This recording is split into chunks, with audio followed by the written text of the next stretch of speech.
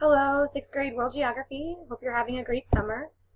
I wanted to talk to you today about our benchmark for 6th grade.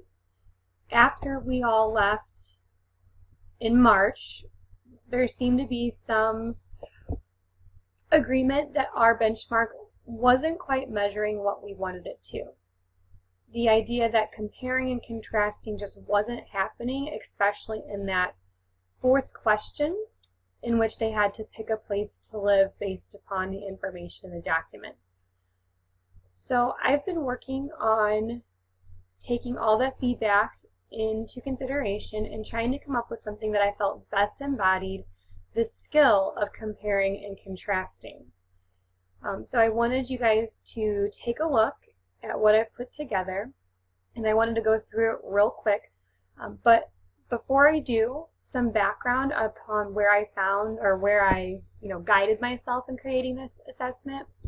I used this book, Compare and Contrast by Harvey F. Silver, and you guys can actually view the first section of this textbook if you go to the website. I put in the video link below, but I really want to encourage you to at least read the first section and look at the 4 phases of compare and contrast, because we really almost need to change our thinking about what we've been previously doing and where we might want to head. That it's a process that, if we're really looking at this historical thinking skill, that it's something that they do step by step. Because if you think about all the times that you compare and contrast, whether it be, internet providers and, costs and things like that, we really just don't go in and say, well, which is going to be best, without looking at specific criteria. And in our current assessment, that's what we're not doing. We're not looking at specific criteria. We're just saying which one would be best and why. So this opportunity here with what I've put together would hopefully get students thinking deeper and making more accurate connections and really utilizing their evidence and supporting their evidence with more accurate warrants, if that makes sense. So back over here to the assessment, I mentioned the 4 phases. Starting with the first is describing. The students need to be able to just look through information and start to pick out important characteristics to just learn about the 2 items. So the table here is left blank for them to go through. The documents are in another file here, but I grabbed some new documents just to update what we had and hopefully make things a little bit clearer. These all come from Culturegrams.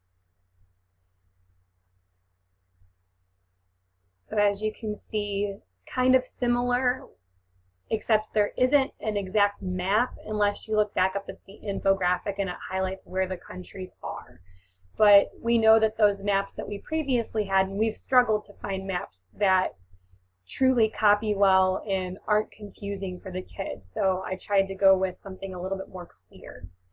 So back over, so they would use the documents to first describe the items, the countries, then moving into comparing them, looking for similarities and differences between the 2 countries, and then into a conclusion.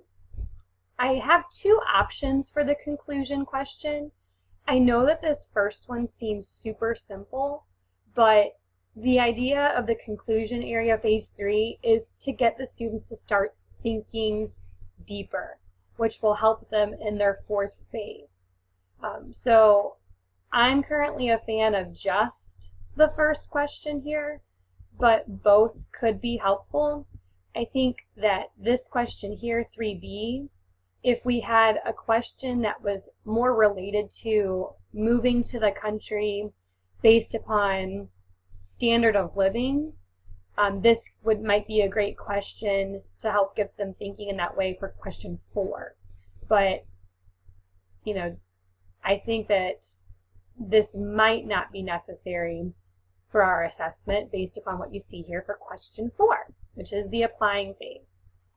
And again, I want to point out how simple this seems. You know, how are Canada and Mexico similar and different? Write a paragraph comparing the two. But it really boils it down to what we want. Finding similarities and differences, using parallel structure, and, you know, really hitting that skill hard.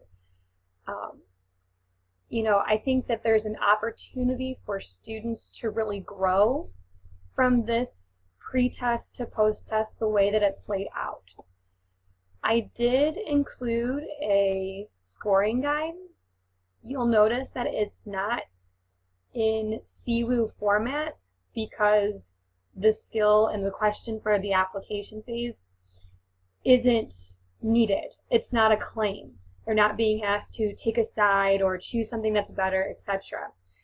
So it evaluates their use of comparing and contrasting, the types of information that they put into their answer, you know, really going between the difference of critical information and trivial information.